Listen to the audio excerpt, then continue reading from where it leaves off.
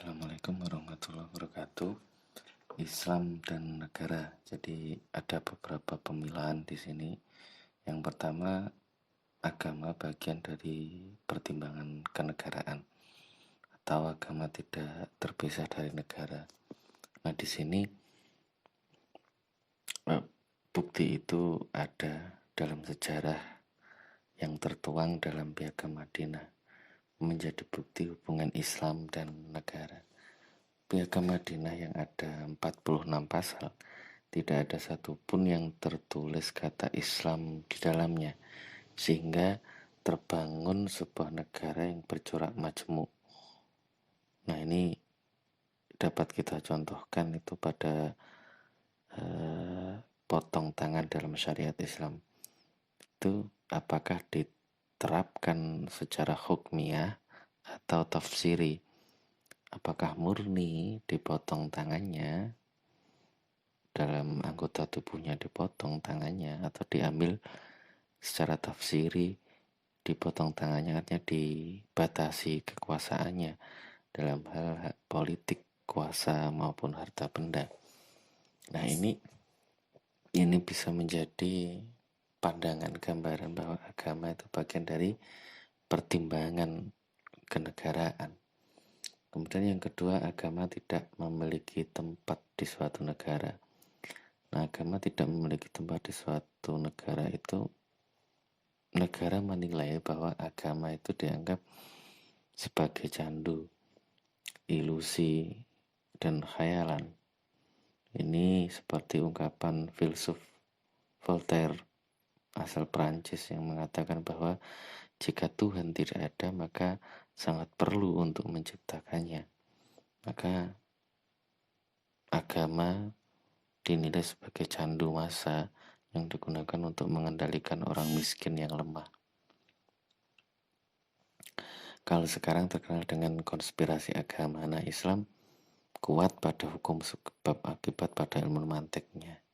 Jadi kalau ada kursi itu siapa yang membuatnya, kalau ada meja itu siapa yang membuatnya, termasuk adanya manusia dan juga makhluk ciptanya, itu pasti ada zat yang maha pencipta, termasuk dalam teori penggerak utama dari segala keteraturan yang ada di dunia ini. Maka itu hukum sebab akibat dalam Islam. Nah, ini penilaian bahwa ada pandangan negara bahwa agama tidak memiliki tempat, ataupun ada pandangan negara bahwa agama itu bagian dari pertimbangan kenegaraan, tidak terpisah dari negara. Nah, yang ketiga, agama menjadi ruang pribadi, terpisah dari negara, menolak peran agama di publik. Nah, ada juga yang memilahnya dalam pemahaman konservatif, menolak politik barat, doktrin politik. Kemudian ada yang memilah pada modernis ya, selektif dan juga filtrasi, dan juga ada yang melihat pada sekularis. Bagaimana menerima sepenuhnya pemisahan agama dan negara. Nah, secara konservatif dan modernis itu lahir dari patriarki menuju demokrasi. Juga doktrin yang tidak hanya diimani tapi juga diterima oleh akal manusia. Nah, kalau kita jabarkan lebih luas, konservatif itu bagaimana mengelola sebuah negara itu didasarkan pada doktrin-doktrin lama, bahwa yang menjadi raja itu harus anak keturunan dari raja. Nah, itu konservatif. Atau kemudian doktrin-doktrin keagamaan yang kemudian harus diterima tanpa harus diijtihadi atau difikirkan lagi. Nah, itu berbeda dengan perkembangan modernis yang melihat wahyu itu bisa diterima juga oleh akal pemikiran manusia. Nah, bagaimana dengan Indonesia? Apakah pemahaman modernis, pancasialis, demokratis, agamis, atau sekularis, atau yang lainnya? Nah, ini perlu teman-teman jelaskan. Kira-kira Indonesia itu di porsi yang mana? Islam dan sosial.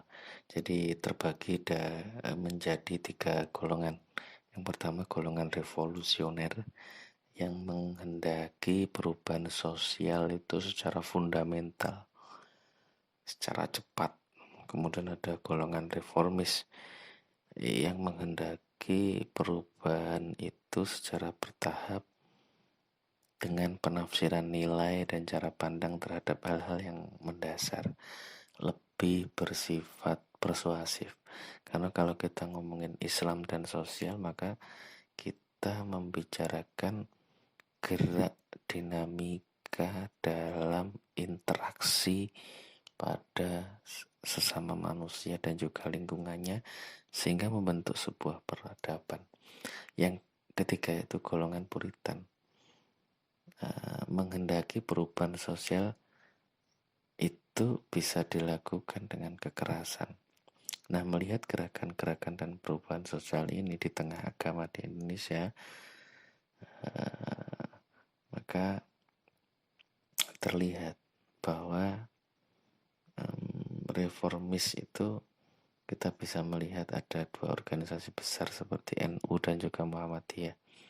Kalau yang revolusioner mungkin banyak juga ada yang punya cita-cita ya, revolusioner yang ingin merubah secara cepat seperti HTI, kemudian ada FPI, ada Masyumi saat itu. Nah, letak kuat perbedaannya yaitu pada bagaimana paham dan tujuan organisasi itu dijalankan. Apakah mempertahankan NKRI, menuju khilafah Islamiyah sebagai tatanan kenegaraan, pemberontakan, teror, dan lain-lain. Nah, teman-teman melihat seperti apa organisasi Islam di sekitar kalian, dan cenderung lebih sepakat dengan paham yang seperti apa. Nah, ini sebagai patokan bahwasanya Islam dan sosial itu sangat erat dan banyak memberikan perubahan-perubahan. Nah, kira-kira teman-teman melihat ini seperti apa?